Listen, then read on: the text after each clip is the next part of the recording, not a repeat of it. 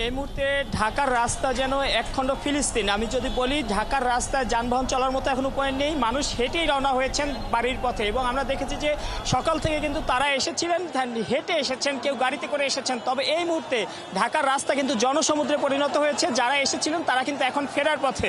এবং কিছুক্ষণ আগেই কিন্তু যে সমাবেশ হয় সোহরাওয়ার্দী উদ্যানে, সেখান থেকে সমাবেশের পরপরই কিন্তু মানুষ ফিরতি পথ ধরেন। এবং এখন দেখতে পাচ্ছেন সবার হাতে নানান রকম প্লে কার্ড, ফিলিস্তিনের পতাকা সহ বিভিন্ন রাজনৈতিক দল থেকে শুরু করে সকল দল মত ধর্ম নির্বিশেষে সকল মানুষ কিন্তু এই মার্চ ফর গাজায় অংশগ্রহণ করেছিলেন। এবং সকাল থেকে আমরা দেখেছি যে তারা যাচ্ছেন সোহরাওয়ার্দী উদ্যানে। এবং কিছুক্ষণ আগে যখন সমাবেশ শেষ হয় তারপর কিন্তু ফেরার পথ ধরেছেন। এবং এত লম্বা সিরিয়াল তা কিন্তু এখন ছাড়িয়ে গেছে বাংলা মোটর ছেড়ে, ফার্মগেট ছেড়ে আরও দূর দূরান্তে। এবং এই সিরিয়াল যে শুধু এই রোডেই আছে তা কিন্তু নয়, আশপাশের যতগুলো রাস্তা আছে সেই সকল রাস্তায়ও কিন্তু একই পরিস্থিতি। এবং আমরা দেখেছি যে বিভিন্ন জায়গাতে খবরও পেয়েছি এখন পর্যন্ত ঢাকার প্রায় প্রতিটি রাস্তায় জনসমুদ্র। এবং সকল রাস্তা দিয়ে কিন্তু যারা এসেছিলেন ঢাকা এবং ঢাকার আশপাশের বিভিন্ন জেলা উপজেলা থেকে তারা সকলেই কিন্তু এখন ফেরার পথ ধরেছেন। এবং এখন কিন্তু হেঁটেই ফেরার পথ ধরেছেন, কারণ এই জনসমুদ্র কোনো গাড়িতে করে যাওয়ার মতো পরিস্থিতি কিন্তু এখন নেই। তবে অ্যাম্বুলেন্স সহ জরুরি যানবাহনগুলো কিন্তু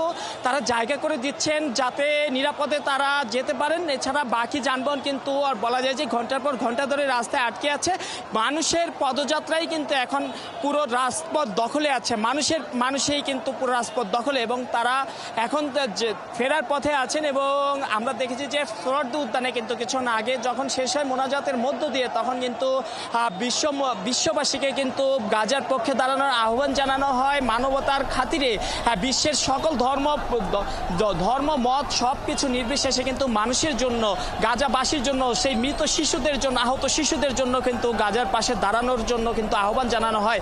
এবং আমরা দেখেছি এখানে বিএনপি, জামায়াত, এনসিপি সহ অন্যান্য যে সকল রাজনৈতিক দল আছে সেই সকল রাজনৈতিক দলের নেতা এবং কর্মীরাও কিন্তু অংশগ্রহণ করেন। এছাড়া বিভিন্ন দলের বাইরেও কিন্তু যে সকল জনতা আছে, বাংলাদেশের মানুষ আছে, তারা কিন্তু এসেছেন। এবং তারা বলছেন যে তারা কোনো ধর্মের কারণে নয়, তারা মানবতার জন্য। শুধু ধর্মের পাশাপাশি মানবতাও এখানে বড় একটি ইস্যু। ইসরায়েল যেখানে ফিলিস্তিনে যেভাবে গণহত্যা চালাচ্ছে, এই গণহত্যাকে কোনোভাবেই সমর্থন দেওয়া যায় না। তারা এই গণহত্যার বিপরীতে অবস্থান নিয়েছেন। আজ পুরো বাংলাদেশ এই গণহত্যার বিপরীতে অবস্থান নিয়েছেন, ইসরায়েলের বিপক্ষে অবস্থান নিয়েছেন। যে গণহত্যা চলছে ইসরায়েলে, ইসরায়েল যে গণহত্যা চালাচ্ছে ফিলিস্তিনে, সেই গণহত্যার বিপরীতে এই লাখো লাখো মানুষের কিন্তু ঢল আজ বাংলাদেশের মানুষ আজ প্রতিবাদে নেমেছেন এই গণহত্যার বিরুদ্ধে। আমরা দেখেছি যে গত কয়েক যুগ ধরে কিন্তু ইসরায়েলি আগ্রাসন চলছে ফিলিস্তিনে গাজাবাসীর উপরে।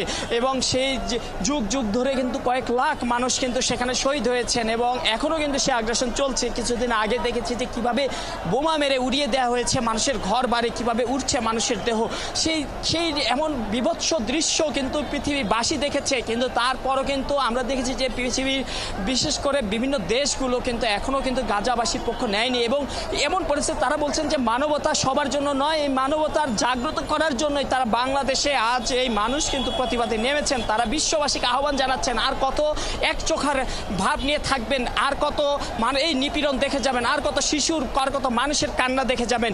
এখন মানবতার পক্ষে দাঁড়ান, মানুষের পক্ষে দাঁড়ান। এই আহ্বান কিন্তু আজকে সোহরাওয়ার্দী উদ্যান থেকে জানানো হয়েছে। আমরা যাদের সাথে কথা বলেছি প্রতিটা মানুষ কিন্তু বলেছে বিশ্ব মানবতার খাতিরে এক হয়ে ইসরায়েলের বিপক্ষে। খবর রাখতে থাকুন। আমাদের আরেক সহকর্মী মৎস্য ভবন এলাকায় আছেন, আমাদের সহকর্মী সবুজ মাহমুদ আছেন আমাদের সঙ্গে, যুক্ত হচ্ছে সবুজ মাহমুদের সঙ্গে। সবুজ, আপনি যেখানে আছেন সেখানকার অবস্থা কেমন দেখছেন? সড়কের অবস্থা কেমন? আহ্বান জানানো হয়েছে যেন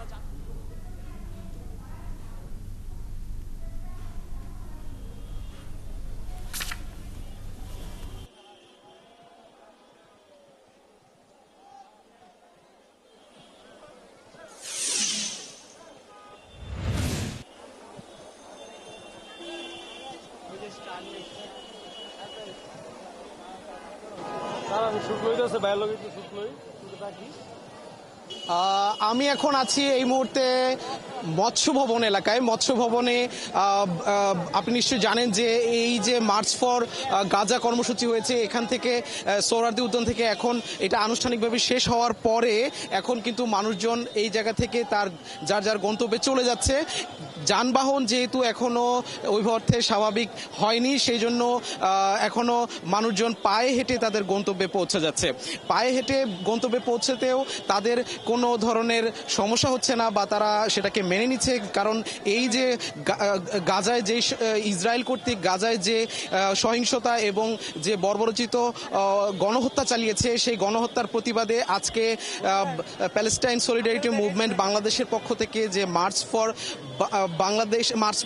ফর গাজার যে কর্মসূচি দেওয়া হয়েছে, সেই কর্মসূচিতে তারা স্বতঃস্ফূর্তভাবে অংশগ্রহণ করেছে এবং তারা চায় যেন দ্রুতই গাজাকে ফ্রি করে দেওয়া হয়, গাজাকে যেন আর কোনো ধরনের মানবতা বিরোধী কোনো কর্মকাণ্ড না করে। এবং এই মার্চ ফর গাজা কর্মসূচির মাধ্যমে বিশ্বের অন্যান্য যেসব রাজনৈতিক এবং অর্থনৈতিক সংগঠন আছে, জাতিসংঘ, ওআইসি সহ, সেই সংগঠনগুলোকে তারা এটা জানান দিতে যায় যেন তারা চাপ প্রয়োগ করে ইসরায়েলকে প্যালেস্টাইনে গণহত্যা বন্ধ করতে এবং প্যালেস্টাইনকে যেন ফ্রি করে দেওয়া হয়।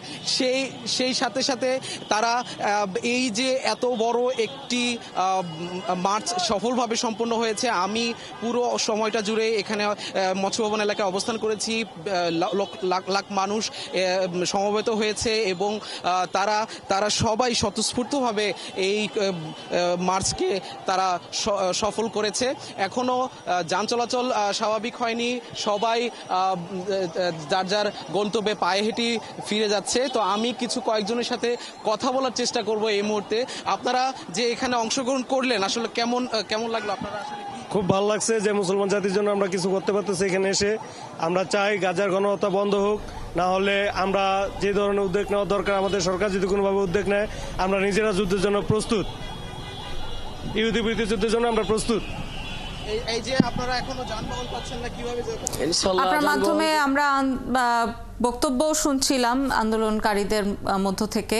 আপনি খবর রাখতে থাকুন, প্রয়োজনে ফিরবো আবারও আপনার কাছে। আমাদের সাথে যুক্ত হয়েছিলেন সহকর্মী সবুজ মাহমুদ এবং যুক্ত ছিলেন এতক্ষণ সহকর্মী মাইনুল মারুফ।